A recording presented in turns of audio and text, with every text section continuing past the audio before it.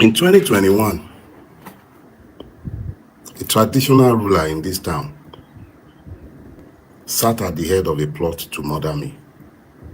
I submitted petitions to the commissioner of police at the time, Akim Udumosu, and I did submit one to the state security services, Shangisha. Nothing came of it, in spite of the fact that names were given, specific location was provided. Nothing came out of it. Same people trying to kill me at the time sit today in the seat of the presidency. On Monday, I received a summons from the police because a thin-skinned member of the Nigerian ruining class is offended by my words. I wasn't going to talk about that either. But yesterday, I got information that yet another principality is determined to use the powers of the Nigerian state and the Nigerian police, suborn their powers in pursuit of me. Let me be clear. If anybody should arrest me, let nobody beg for my freedom. Demand that they should take me to the court. If you love Dele Farotimi, this is a very important video for you to watch. Now, I don't know why people who are out speaking vehemently for the betterment and the progress of this country has been the one receiving the biggest, should I say, attack or persecution. Now, Dele Farotimi has come out to say that if we hear that he was arrested tomorrow, that nobody should plead for his freedom. Rather, we should request for them to take him to court. And he went forward to say that he has been passing through so many issues in the hands of the ruling class, even before they assumed office. He even said that he was sentenced to life imprisonment before in this country, which only took the help of the appeal court to free him from that. There are so many other issues, but he has chosen not to be bringing them to public domain. He likes treating them in his own personal capacity, which is where I want to disagree with him, or should I say, talk to him, because public domain has been the best way to counter them, especially those who are the seat of powers. Now, in as much as they have the powers and they would want to deal with whoever they want to deal with without the backends of the law, now they have something to protect, which is why they like operating in secrecy. Now, they don't want their personality or their reputation to be painted the real way which they are. They want it to be painted good, which is why it is always good for you to resort to public exposure. And when you resort to that public exposure, they will tend to be more careful. Though it might not stop your issues with them, but they will be more careful with you because people are watching, which will also help you to get justice, especially when you have the platform to expose them to the public. Now, I will also give you instances where some activists use the public domain to achieve some level of success in their activism. But before I give you these instances, first of all, listen to what Dele Farotimi said, and after that, I'll be back. Let's go there. It is not my style to bring my persecution by the system to the public space. Never. I have dealt with the numerous challenges and attacks that I've experienced in my life from the system and operatives of the system without coming to the public to talk about them, because I believe they are private to me, and as a citizen, quote and unquote, we will continue to test the boundaries of the law to find solutions to these problems and challenges. For 6 years, I was dragged through the courts. I was sentenced effectively to a term of life imprisonment unless I paid the sums of about, I think, 214 million naira. The EFCC was pressed into evil agency. For 6 years, I was taken through the court systems. It took the Court of Appeal to free me. You can look up the case, Dele Farotimi versus the Federal Republic of Nigeria. I never came to the public space to talk about it. I took it. I never once came to you to tell you what I was dealing with. 6 years. It took the Court of Appeal, Lagos Division, to free me in a 2-1 majority decision, something that should never ever have proceeded to any court. I suffered the betrayal of one of the gods of men in this town, left wounded, grievously wounded on the battlefield. I never once came to this place to talk about it, and I still would not. In 2021, a traditional ruler in this town sat at the head of a plot to murder me. I submitted petitions to the Commissioner of Police at the time, Akim Udumosu, and I did submit one to the State Security Services, Shangisha. Nothing came of it, in spite of the fact that names were given, specific location was provided. Nothing came out of it. The only reason I spoke about it in public was so that you would all be aware, if anything had happened to me at the time, and even now, of the persons who are involved or who are involved in that plot. The same people trying to kill me at the time sit today in the seat of the presidency.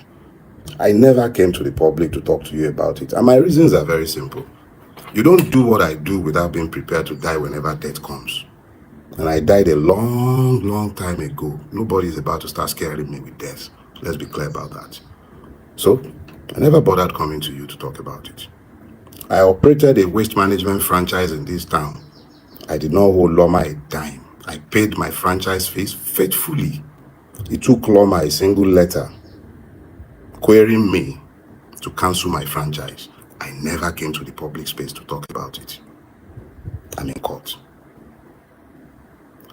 On Monday, I received a summons from the police because a thin-skinned member of the Nigerian ruining crash is offended by my words. I wasn't going to talk about that either. I was going to deal with it, as I was already dealing with it. But yesterday, I got information that yet another principality is determined to use the powers of the Nigerian state and the Nigerian police, suborn their powers in pursuit of me. Let me be clear.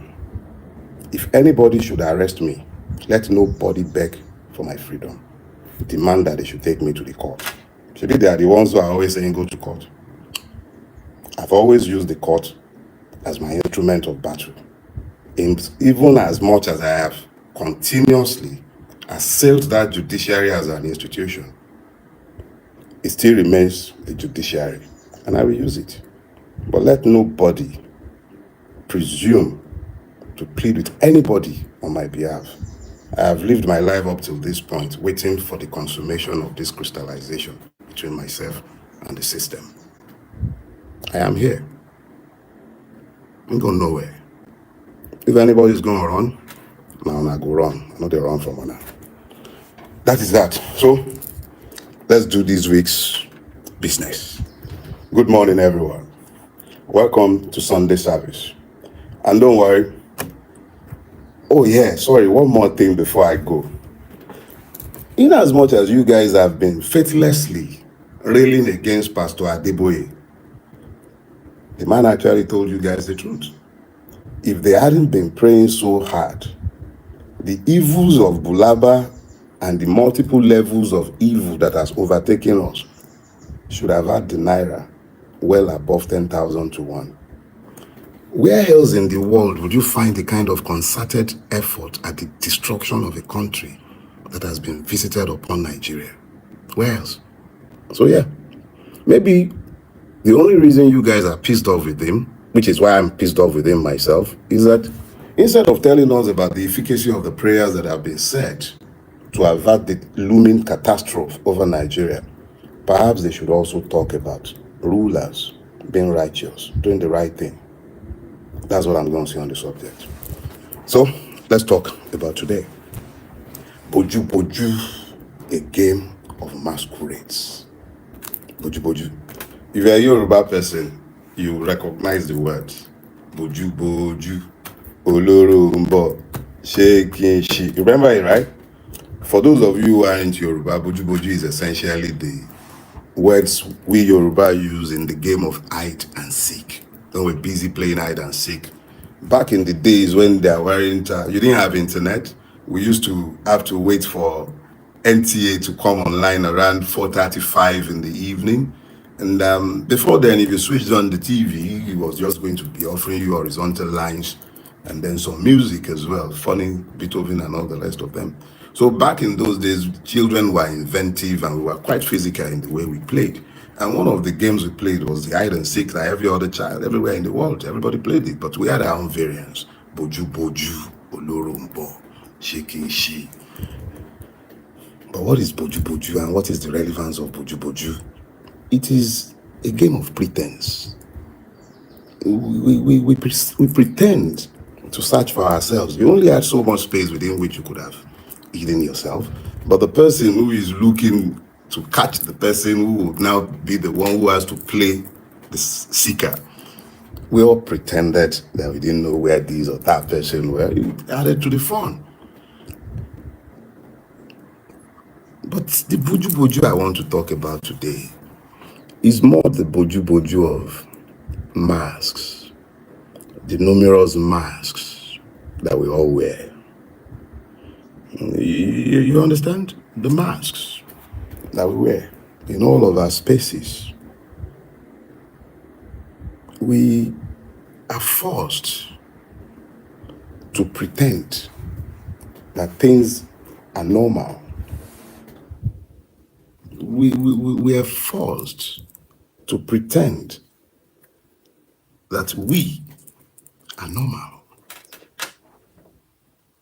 You know, back in the days when I had my dreads, or at least what became dreads, after I had fulfilled the condition that should have led me to shave off the locks at the time, I found that I began to enjoy the shock that I was seeing in the eyes of members of what is largely the Nigerian middling class and his upper class, at least the ones who have not become stratospherically rich. How do you pronounce that word? Stratospherical, whatever.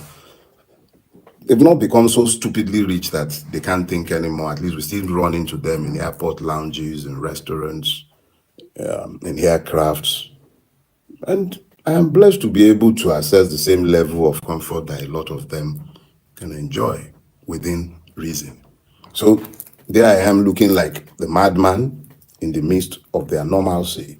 And I look at them giving me their shocked reactions, and I pity them because I was deliberately, even up till now, pictures from back then still evokes that deliberate decision. I was deliberately showing them the madness of the society that they had built and the middling nature of their capacities, intellectual capacities. I needed them to see that even as they assailed the young men and women who elected not to enter the strictures that they had created and by which they wanted Nigerians to live, the stereotypical ignorance that would lead them to think that because a man had dreadlocks, he was therefore a criminal. The way the Nigerian police had normalized that profiling, I was deliberate about keeping my head that way because I wanted to be in their faces. So, masks. They were wearing the mask of normalcy, and I was deliberately wearing the mask of insanity. The insanity that they had normalized by their pretenses. So, we all wear masks. We're all pretending at one level or the other. Some wear masks and pretend to be good. Some wear masks, pretend to be indifferent. But there is a willful self-hypnosis that is required to keep up the charade by which we have defined our existence in our country. What is a charade? A charade is an absurd pretense intended to create a pleasant or respectable appearance. That's not my definition. That comes from Google, but I would explain it to you so that we would all get it. When things are really bad, evidently so, you're living in a house with leaky roofs. We can see the pails. We can see the different containers by which you're containing the leaky roof falling onto your torn carpets. We can see it. But there you are, sat in your regal majesty, drinking tea out of gilded cups. Chariot. You pretend, absurd pretense. You know the thing about absurdity? Absurd pretense is when you, an impoverished country, not necessarily because we're poor, but we've been designed to be poor. You now have rulers or maybe I should say ruiners, living in opulence in the midst of poverty. Chariot. Who are you fooling? Look, when you talk about chariots, you're talking about a farce, something that is fake. Let me show you a fake one. The governor of Zamfara, he was the first person with whom I saw the new BMW. But there are several Zamfara students made known to us thanks to Bello Garadanchi, who are living in squalor in Cyprus because the government sent them there and then refused to pay on the scholarship. But the same governor is able to buy the most opulent of cars, chariot, absurd chariots, absurd in the extreme. Zamfara does not have an airport, but I am told that the number of planes crisscrossing their airspace is scary, and we continue to pretend that everything is fine. Look, let's look at the extent of masks that we wear in Nigeria. What is a judiciary? A judiciary is an arm of government whose job it is to interpret the law. It runs the court systems. It comprises also not just of judges. The lawyers are just as much a part of that judiciary. And then our own judiciary. What capacities does it have? What kind of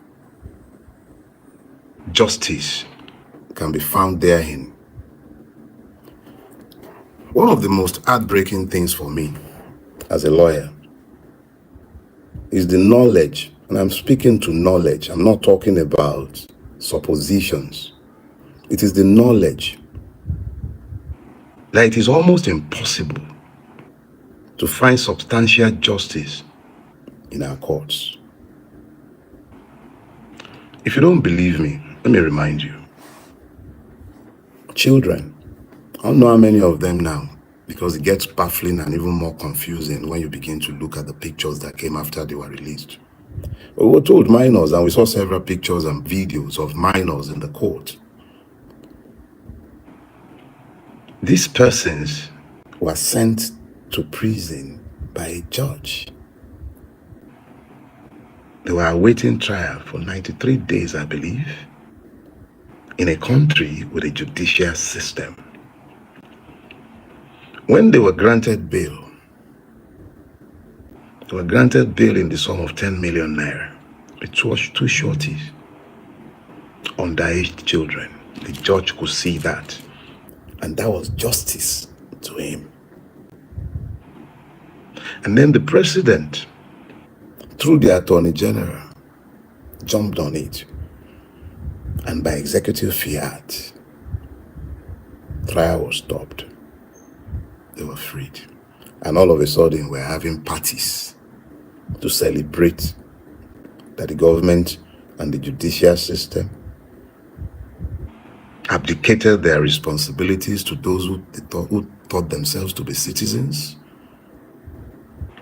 Where were the mullahs in the north? All the voices that claims to represent Arewa, where were they? Silent. But if it was somebody supposedly blaspheming, they all begin to have add-ons.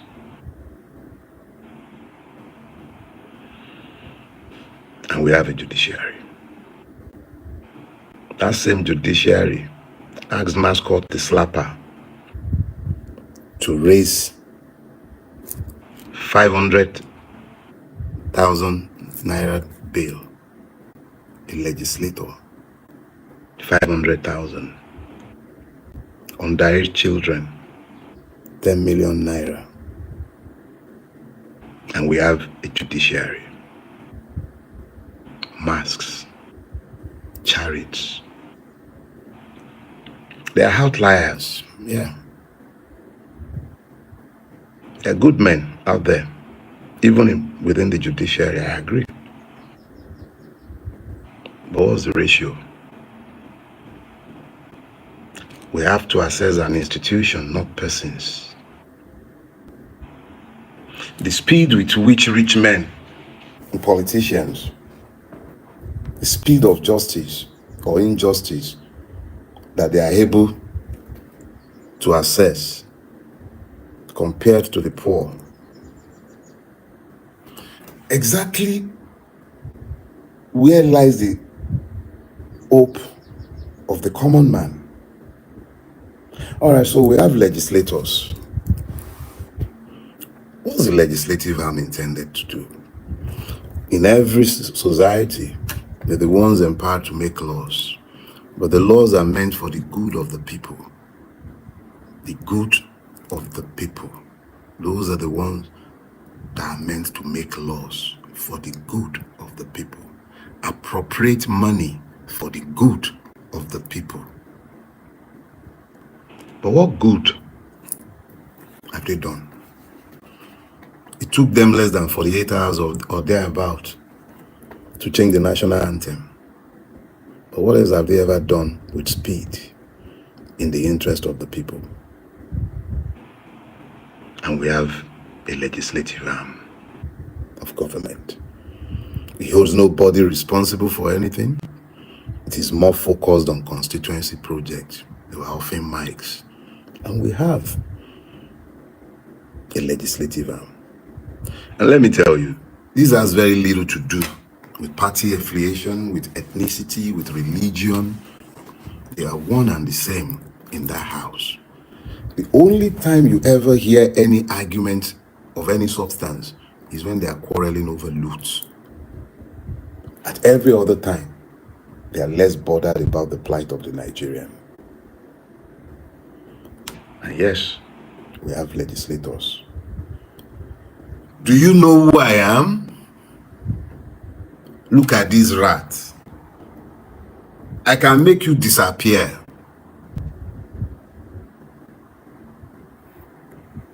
I will lock you in my generator house. Those are your legislators.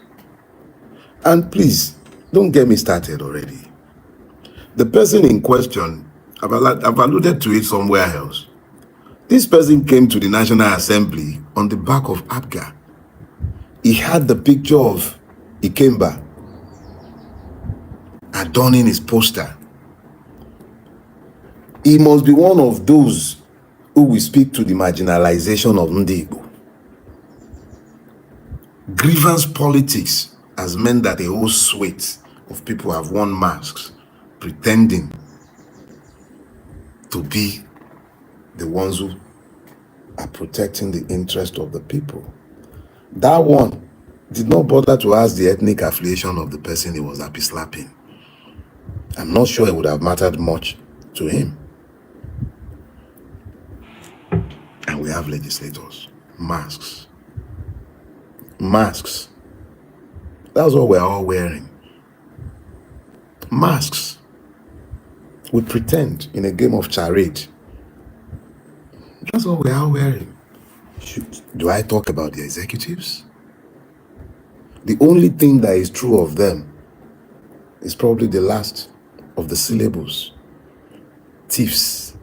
That's what we have essentially enthroned in office across the length and breadth of Nigeria, from governor's office to local government chairmen to heads of parastatals, MDGs. Thieves. Everywhere you look, thieves.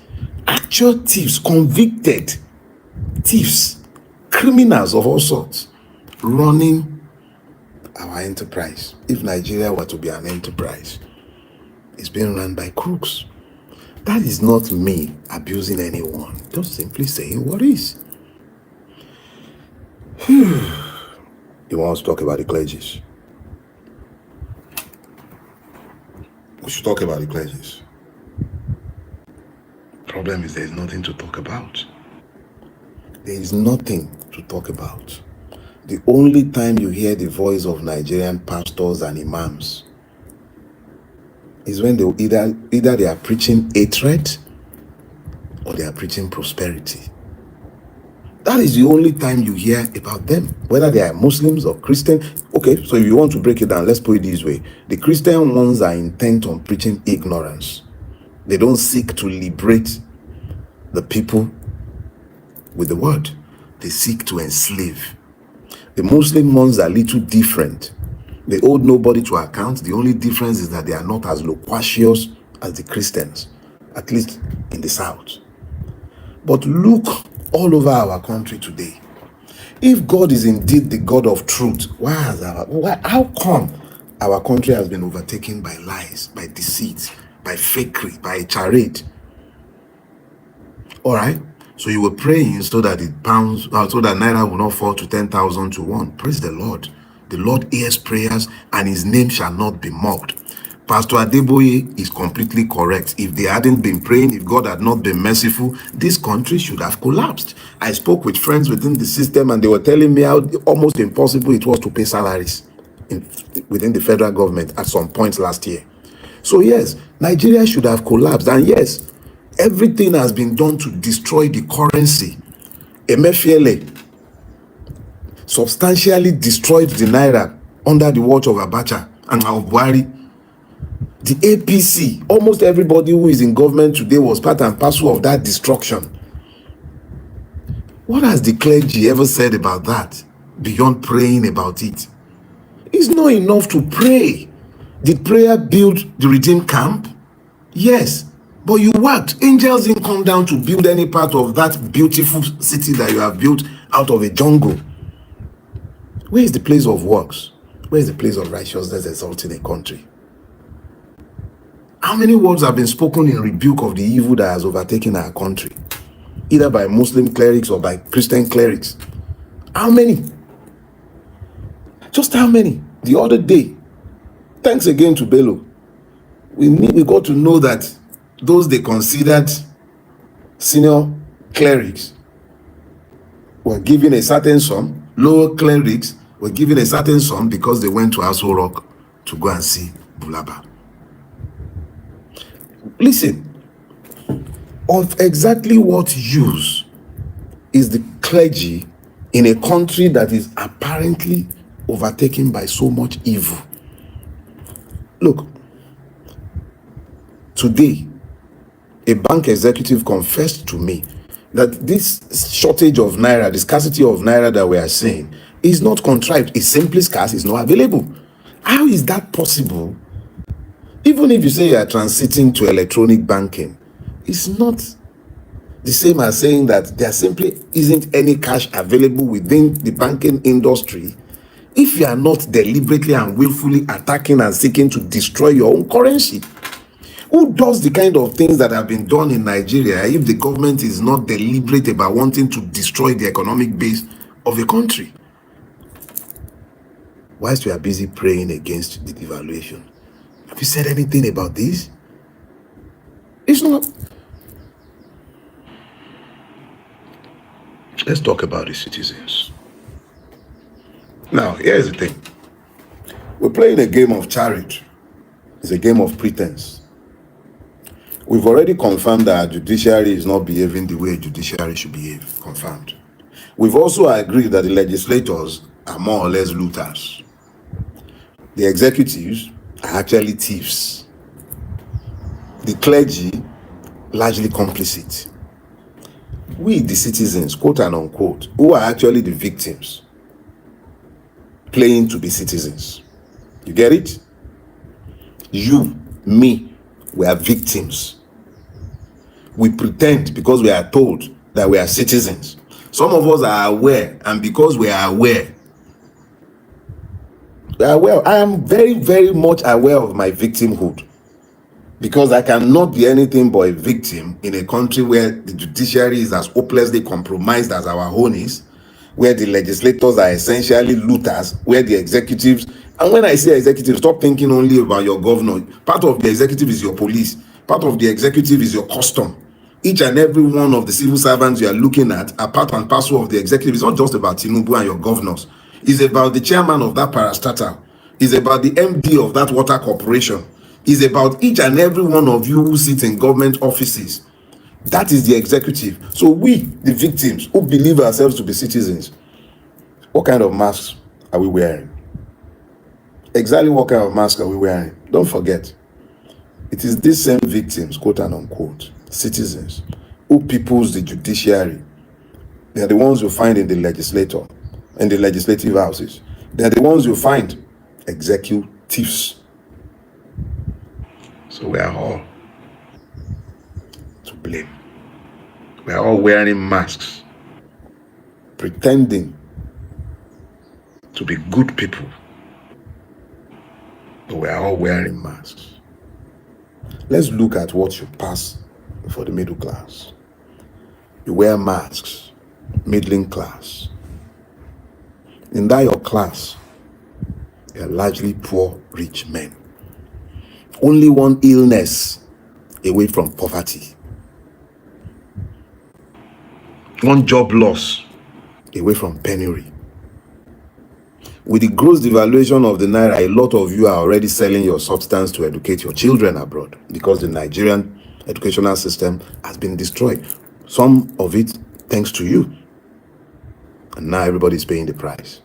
But that middling class has a chronic inability to identify what is in his own selfish interest, even when he's unenlightened.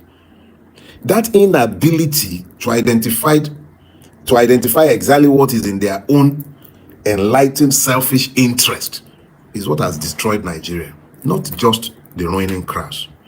The middle class is intended as the engine room for the production of original thoughts, ideas, leadership within a society. It is the class that is closest to the underclass, to the lower middle class. But the Nigerian middling class is more intent on joining the ruining class than on focusing on visioning. And because of the complicity of that middle class, and those are largely the professional classes, lawyers, doctors, engineers, civil servants, top civil servants, bankers, insurers, it has taken the complicity of that middling class to destroy the fabric of this society. And we're all wearing masks. Some wear the mask of victims, but they are actually part and parcel of the destruction. Some wear the masks and they climb into the ruining class and they become just as oppressive and wicked as everything they once criticized. Each and every one of us bears burdens of guilt in different ways and to different degrees, but we are all to blame. None of us, none, including myself, none of us is free of guilt. The degrees might differ, and we definitely ought to, as a collective, look to do something to redeem our country. If not for us, for our children, for the future. The underclass, let's talk about those ones.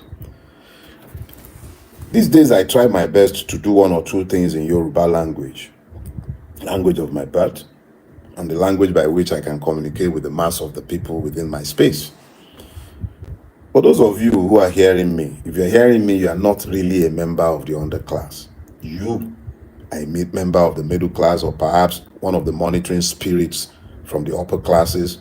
The reality of the matter is that there is an existential crisis facing Nigeria, and you need to be talking to the underclass. Because let me tell you something.